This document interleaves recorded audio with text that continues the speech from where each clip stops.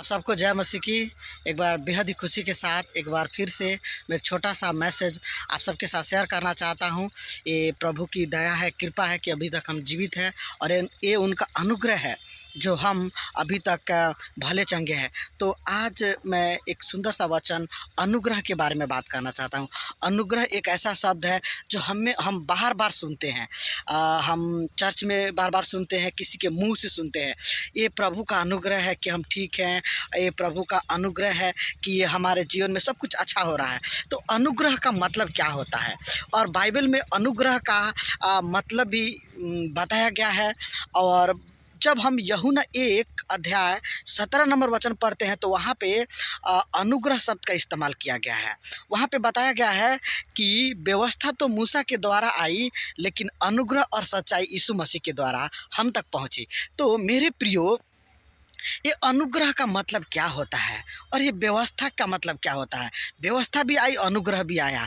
व्यवस्था यीशु मसीह से पहले आई, लेकिन व्यवस्था के द्वारा क्या हुआ, लोग किसी काम को करते थे और काम को करने में कोई गलती हो गई या उनसे कोई अपराध हो गया, पाप हो गया, तो व्यवस्था उनको सज़ा देती थी। लेकिन मेरे प्रियो, जब हम अनुग्रह के नीचे रह के जीवन को जीते हैं और हमसे कुछ भी गलती हो जाती है तो परमेश्वर हमें कोई भी सज़ा नहीं देते हैं, वो अपने अनुग्रह से हमें वो क्षमा कर देते हैं।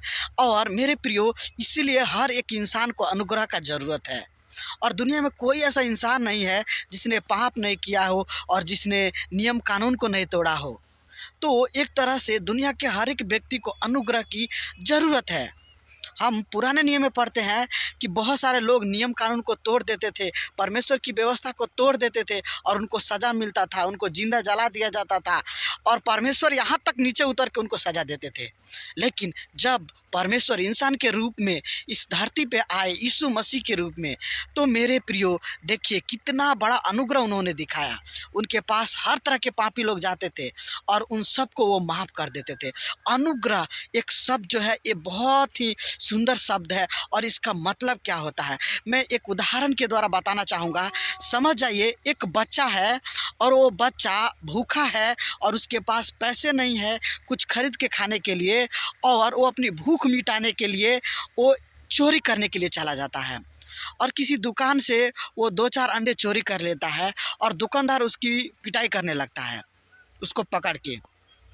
मेरे प्रियो, वहाँ पे एक दूसरा व्यक्ति आता है और उसका मन में दया आ जाता है और वो व्यक्ति उस बच्चे के ऊपर में दया करके कहता है कि इस बच्चों को मत मारिए, इसने जो भी आपका हर्जाना किया है, आपका जो भी नुकसान किया, उसको मैं भर देता हूँ। तो वो उसका नुकसान भर देता है और वो चला जाता है। मेरे प्रिय, ये एक दया है और दया से कहीं बड़ा होता है अनुग्रह। और अनुग्रह क्या होता है, जब वही व्यक्ति वो जुर्माना भी भर दे, वो जितना भी हानि हुआ उसको भी भर के और उस बालक को अपने साथ अपने घर ले जाए, उसको सही रास्ता दिखाए, अपने जैसा इंसान बनाए, ईमानदार, तो वो है अनुग्रह। और मेरे प्रियो, हम सब उस बच्चे के तरह गुनहगार थे, हम पापी थे, हम गलत करते थे, गलत कर रहे थे। लेकिन जब एक व्यक्ति जिसका नाम यीशु मसीह है वो हमारा जीवन में आया, तो हमने क्या क्या गलती काम किया, उस सारा गलती काम का उन्होंने उस हानि को, उस भरपाई को उन्होंने पूरा किया। यीशु मसीह, मालूम है कैसे? क्रूस के ऊपर में उन्होंने अपने जान को दे दिया, अपना लहू बहा के। हम क्या क्या गलती काम किए थे, उन सारे गलती कामों का उन्होंने जुर्माना चुका दिया, उन्होंने पेड किया। हम क्या क्या गुनाह, क्या क्या पाप किए, हम कौन कौन से गलत रास्ते में चले थे, उन सारे गलत कामों का उन्होंने दाम चुकाया अपने लहू को बहा के। भले ही इंसान एक दूसरे इंसान के लिए वो जल्दी से अपना जान भी नहीं दे सकता है। बाइबल में लिखा है एक अच्छा इंसान एक अच्छे इंसान के लिए जान देने की शायद कोशिश भी कर सके, लेकिन एक अच्छा इंसान एक बुरे व्यक्ति के लिए वो कभी जान नहीं दे सकता, लेकिन हमारा परमेश्वर इतना अच्छा है, इतना अच्छा है कि हम जैसे बुरे और पापी मनुष्य के लिए उसने अपना जान दे दिया, ताकि हमको उस कीचड़ से, उस पाप की गंदगी से वो निकाल सके। ये है प्रभु का अनुग्रह, ये है यीशु मसीह का अनुग्रह। और इसीलिए यूहन्ना 1:17 में लिखा गया है, और यूहन्ना कहते हैं कि व्यवस्था मूसा दे दिया, व्यवस्था के द्वारा बहुत सारे लोग नष्ट हो गए, लेकिन अनुग्रह यीशु मसीह के द्वारा हमारे जीवन में आया, हम तक पहुंचा। और उस अनुग्रह में हम चाहे कितने बड़े भी पापी क्यों ना हो, जब उस अनुग्रह में हम उस अनुग्रह के नीचे आ जाते हैं, उस क्रूस के नीचे आ जाते हैं, उस यीशु मसीह के नीचे आ जाते हैं, हमारे ऊपर में कोई भी जुर्माना नहीं होता है, क्योंकि यीशु मसीह उस सारा जुर्माना उन्होंने क्रूस के ऊपर में अपने लहू को बहा के, और हर एक जुर्माना को उन्होंने क्या किया, उन्होंने वो दाम को चुका दिया, उस जुर्माना को उन्होंने भर दिया। अब हम प्रियो, हम गुनाह के जंजीरों में नहीं हैं, हम पाप के जंजीरों में नहीं है, हम यीशु मसीह के लहू से छुड़ा लिए गए हैं। उन्होंने हमें आज़ाद किया अपने लहू से, कि हम फिर से वो पाप को नहीं करें। अगर हमारा ज़िंदगी में कभी भी जाने अनजाने में गलती हो जाती है, हमें यीशु के पास आना है, यीशु के पास अनुग्रह है।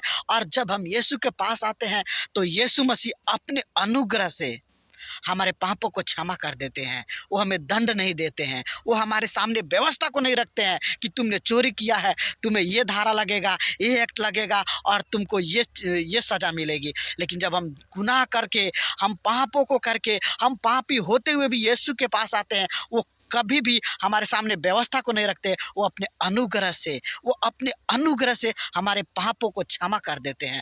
वो है प्रभु यीशु मसीह। इसीलिए इस दुनिया में हर इंसान पापी है, और हर इंसान को प्रभु यीशु का अनुग्रह चाहिए। और प्रभु यीशु के अनुग्रह में हम रह के ही एक अच्छा इंसान बन सकते हैं। और हम अच्छा इंसान बनने के साथ साथ में हमें एक विश्वास होगा, एक एश्योरेंस होगा कि हम अब गुनाह के दलदल में नहीं हैं।